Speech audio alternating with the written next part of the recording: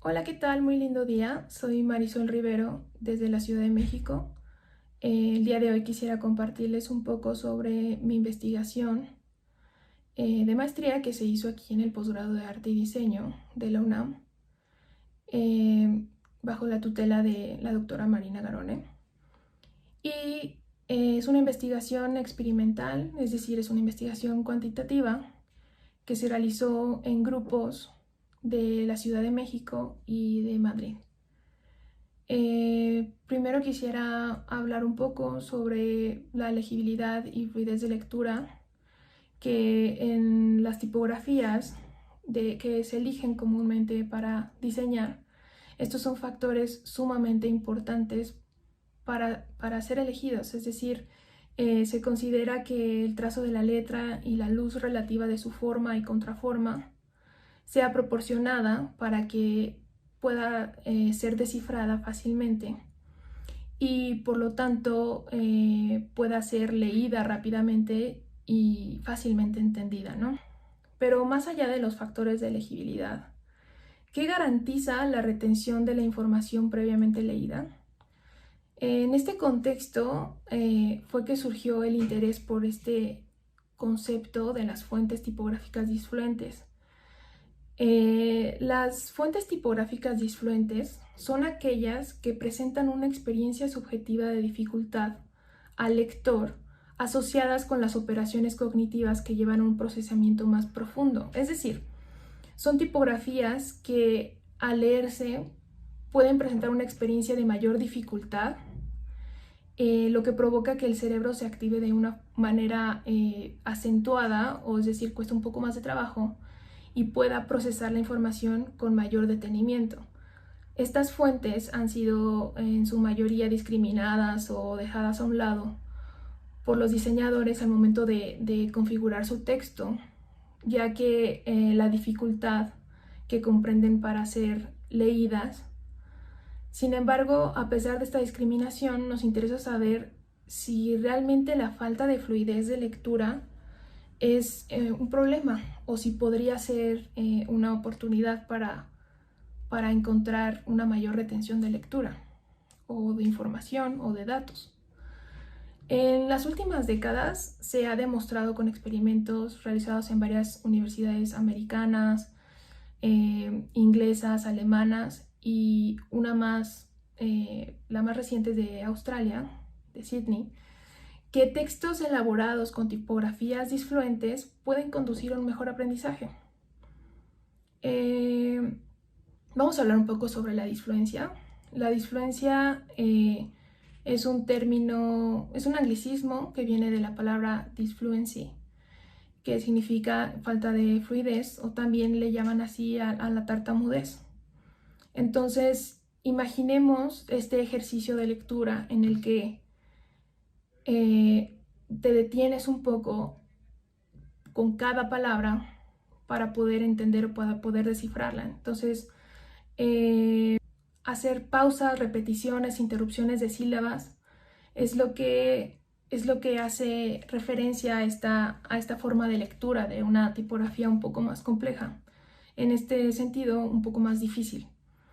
El efecto de disfluencia aplicado en la legibilidad de un texto manipula el esfuerzo percibido de aprendizaje, ya que aumenta su dificultad de percepción.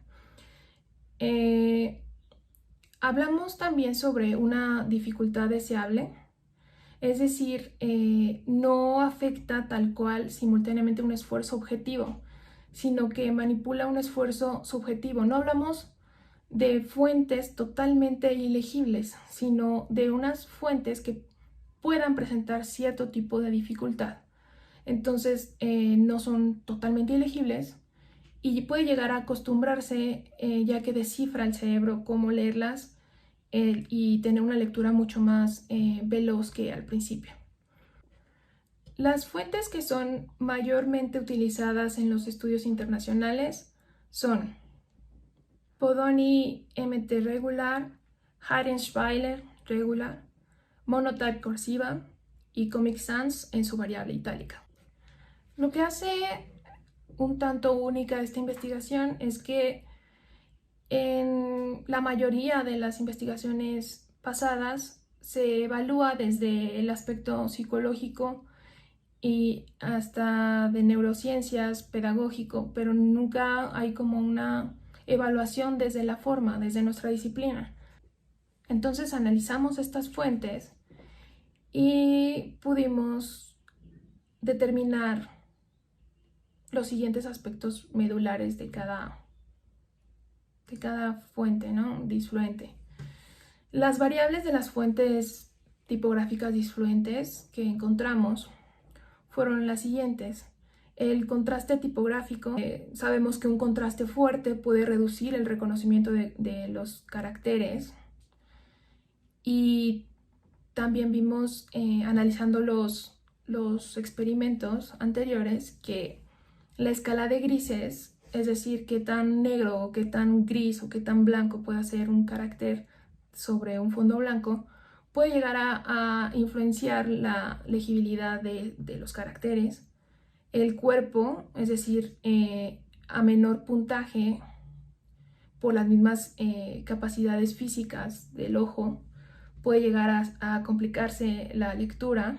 La contraforma, el espacio blanco incluido dentro de los caracteres, por ejemplo, en este caso de Comic Sans itálica, es irregular. Entonces eso puede ayudar o favorecer este efecto de disfluencia. La inclinación, estamos acostumbrados a leer sin esta inclinación. La altura de la X es el factor más importante que afecta la legibilidad de los caracteres. Los ascendentes y los descendentes de las letras suelen ser críticos para poder reconocerla en la lectura. También incluimos un poco de la teoría de la Gestalt, que configura los elementos que recibe por medio de los canales sensoriales o de la memoria, es decir, por ejemplo, el principio de cierre en esta tipografía sans-forgetica, que fue el resultado de la última investigación que les comento sobre tipografías disfluentes. El ojo y el cerebro tiende a cerrar estos espacios entre la tipografía. Y por último, y creo que el más importante, es la familiaridad con el que el lector en qué está acostumbrado a leer. El experimento en fuentes disfluentes en el entorno hispanoamericano se llevó a cabo con base en una adaptación al español del estudio de Dieman, Jaumann y Oppenheimer, que se llama Fortune Favors the Bold and the Italicized: Effects of Disfluency on Educational Outcomes. Se realizó con un grupo experimental y un grupo control. El grupo experimental es el que recibe las muestras de tipografía disfluente. El grupo control recibe muestras en tipografía totalmente legible, que ellos clasificaron así la tipografía Arial. El objetivo general de esta investigación fue comprobar si el efecto de disfluencia identificado para ciertas fuentes en textos en inglés, porque no hay ninguna aún en español, aparte de esta, si esas condiciones se cumplen también en español. Enfrentarse a una investigación cuantitativa cuando venimos en un campo que es bastante cualitativo es un reto, porque primero hay que aprender a manejar diferente metodología a la que estamos habituados, ¿no? Es algo mucho más estricto, o más bien cuadrado, no sé cómo poderlo decir, en el que te tienes que ajustar tú y reconocer primeramente los alcances y las limitaciones que tienes para poder efectuar un experimento. Es decir, la muestra que tuve para poder hacer este experimento fue de 221 estudiantes de una edad promedio de 20 años. Lo ideal hubiera sido tener una muestra estadísticamente representativa de cada ciudad, pero esto involucraba cientos de miles de personas a las que se tenía que realizar la prueba y no se contaba ni con el tiempo ni con los recursos para realizarlo. Entonces se hizo esta investigación tomando como base las investigaciones previas que también tuvieron una cantidad de alumnos muy similar o inclusive menor. En la muestra de Madrid tuvimos 44 estudiantes de la carrera de diseño con una edad promedio de 22 años.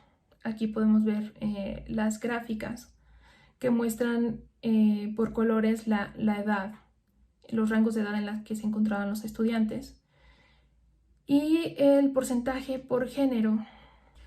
En la muestra de la Ciudad de México se aplicaron los experimentos a un total de 177 estudiantes, sumando la carrera de diseño y la carrera de químico, bacteriólogo, parasitólogo. Aquí podemos ver los rangos de edad, son mucho más uniformes que en Madrid, y el color por participantes por cada género. Aquí ya viene la parte interesante y es el estudio, ya que vean los materiales que se utilizaron para experimentar.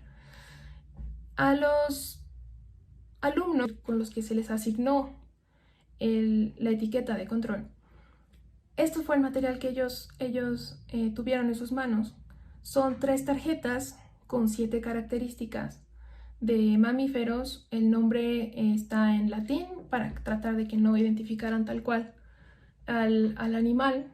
El diseño de tarjetas para los equipos experimentales fue exactamente la misma información, solamente presentada en diferente tipografía. El primer grupo de Comic Sans Itálica, Bodoni MT, el otro de Monotype Cursiva y por último Heinz-Weiler. También se hizo una prueba para lectura un poco más grande, es decir, un texto más largo. Y sin mayor complicación se mostró una nota del periódico El País que hablaba sobre unos leones. Y así es como se presentó el diseño editorial de este texto largo en el grupo control y así en el grupo experimental. Las pruebas se realizaron de la siguiente forma. Primero se les repartió los materiales, se les pidió que no los vieran y ya cuando llegó el momento les dijimos como por favor volteen sus tarjetas y tienen 90 segundos para memorizar las 7 características de cada una de las tarjetas. Se les dio el tiempo, después les dije guárdenla y estuvimos platicando por alrededor de 15 minutos de cualquier tema.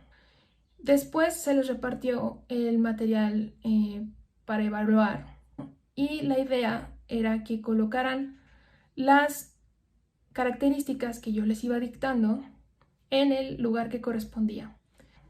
Por ejemplo, yo dictaba altura de 111 centímetros. La respuesta correcta sería Ursus arctos. Entonces, bueno, así se realizó esta evaluación. Estuvimos aproximadamente unos 10 minutos evaluando y después se procedió a la lectura total de texto largo. Se les dio el tiempo que necesitaron para leerlo, pero al final terminaron de leer. Igualmente volvimos a hacer esta distracción de estar platicando con ellos durante 15 minutos de cualquier tema y al final se repartían las hojas para evaluar y esta ya era una opción múltiple en la que se preguntaban cosas como ¿en qué país se encontraba el criadero ilegal de leones? Y tenían opciones Siria, Francia, Turquía, Sudáfrica. Ya elegían la opción que ellos consideran correcta o la que venía en la lectura y continuaban resolviendo estas 4 preguntas. Al final podemos ver los resultados, la diferencia entre el grupo control y el grupo experimental no fue estadísticamente significativa. Esto quiere decir que si se replican las condiciones del experimento, no se sabe o no es 100% probable que se repitan los resultados. No cumple tal cual el objetivo de generar una mayor retención de información por parte del lector.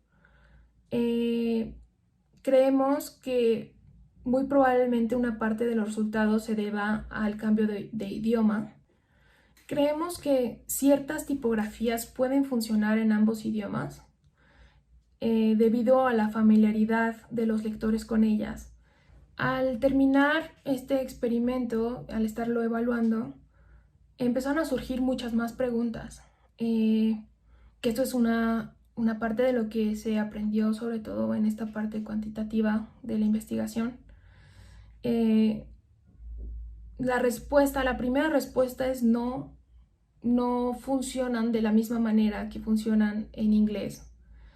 Sin embargo, hay resultados sorprendentes en ciertas tipografías, es decir, que podrían funcionar si se hace un análisis de los resultados individuales, a diferencia del análisis que se hizo en los estudios pasados y en el cual me basé. Y también nos hizo pensar, pero ¿qué tal que lo que no está funcionando es el perfil académico del estudiante? Es decir, nosotros en primera instancia experimentamos con estudiantes que iban en los primeros semestres de la carrera de diseño. Entonces dijimos, bueno, vamos a tratar de hacer experimentos con estudiantes de otra carrera. Y con hicimos un estudio complementario en el Instituto Politécnico Nacional. Y con este estudio complementario se pudo corroborar que el perfil académico del estudiante, al menos en esta primera etapa formativa del diseñador versus la otra carrera, no interfiere en los resultados. Aquí les puedo mostrar estos porcentajes. La verdad es que salieron muy similar a los primeros estudiantes evaluados. Entonces empezamos a preguntarnos todavía más cosas, ¿no? Y entre ellos era, pero ¿qué tal que existen los grados de disfluencia? ¿Qué tal que hay un grado óptimo para cada población? Y tuvimos la idea de elegir fuentes disfluentes hispanoamericanas con el objetivo de aumentar la dificultad de lectura, es decir, tipografías con rasgos de diseño todavía más notorios que las de estudios internacionales originales, que son las anteriores que estuvimos viendo. Entonces elegimos estas 4: Barrio, Egocéntrica, Block 02 y Johanna Font. Fuentes disfluentes hispanoamericanas. Realizamos exactamente la misma metodología que con las fuentes internacionales. Aquí pueden ver cómo cambió el material experimental. Y aquí también viene el material experimental del texto largo. Aquí viene lo interesante, los resultados. Un mayor grado de disfluencia en una fuente tipográfica no va a garantizar que se tendrá una mejor retención de la información. Por el contrario, una mayor complejidad en el diseño de la fuente puede llegar a reducir la recordabilidad. Es decir, hablamos sobre la disfluencia y que sí existen grados óptimos de disfluencia, es decir, ni tan, ni muy, ni tan. Fue un recorrido de altas y bajas. Quiero empezar con las conclusiones. Este tema es un tema muy nuevo. La primera investigación es de 2007 y no iba tan perfilada para fuentes disfluentes. La primera de fuentes disfluentes es en el 2011, es decir, tiene muy poco tiempo. Apenas esta es la primera que se hace en español. Entonces, realmente aprovecho este momento para invitarlos a que se enamoren de este tema porque es sumamente interesante. Esto abre nuevos caminos para la investigación en el diseño y la comunicación visual. La importancia y la tendencia de todas las las áreas y las ciencias de hacer investigación interdisciplinaria. Los invito porque es súper interesante. Creo que esta investigación puede tener muchas aportaciones sociales para el área de la educación. Es decir, uno puede hacer cambios en libros de texto que no suponen un gasto extra, solamente cambiando una tipografía para poder ayudar a un estudiante a que memorice más fácilmente la información. Eso creo que es sumamente valioso y vale la pena investigar más, unir más esta interdisciplina y que se pueda investigar más sobre una fuente disfluente en tu contexto social, en tu contexto histórico, porque también son temporales. Conforme les platiqué un poco en toda esta travesía de la investigación cuantitativa en nuestra área, hubo varias fallas y varios límites en la implementación de este experimento. En primer lugar, el tamaño de la muestra. Otro fue la motivación. Es decir, en otros países las pruebas se hacían para recibir cierta gratificación, ya sea económica o de mejor calificación en cierta materia, ¿no? Entonces nosotros no ofrecimos algo a cambio, más bien fue algo totalmente voluntario y con ganas de ayudar, en este caso ayudarnos a hacer esta experimentación. También hubo algo que sucedió que fue el efecto de techo. El efecto de techo es uno que cuando tus pruebas son relativamente sencillas, los estudiantes sacan una calificación sobresaliente hasta los de grupo control. Es decir, es más complicado llegar a superar un 8 de 10 que un 5 de 10, ¿me explico? Ahorita el grupo control en estos experimentos salieron sobresalientes, es decir, con un 8 de calificación. Entonces, era un tanto difícil poder sobresalir con otros resultados en la parte experimental. También vimos cuál es la importancia del contexto y la familiaridad de los lectores. En Madrid no fueron los mismos resultados que en la Ciudad de México. Aunque se comparte el lenguaje, el contexto visual en el que se vive es diferente. Se tuvieron mejores resultados en ciertas tipografías en Madrid, a diferencia de la Ciudad de México. Es por eso que podría ser algo bastante local. ¿Qué fuente disfluente funciona para ti o para tu comunidad, ¿no? Entonces me atrevo a darles esta invitación a seguir investigando sobre este tema, que es realmente fascinante. Y pues bueno, si son amantes de la tipografía y les gusta también investigar y meterse en otras áreas de conocimiento también, es un reto, pero es un reto increíble. Pues muchísimas gracias por su tiempo, por su atención y quedo al pendiente de cualquier persona que quisiera hablar un poco sobre este tema. Adelante, siéntanse libres de contactarme. Y pues muchísimas gracias por todo y hasta pronto.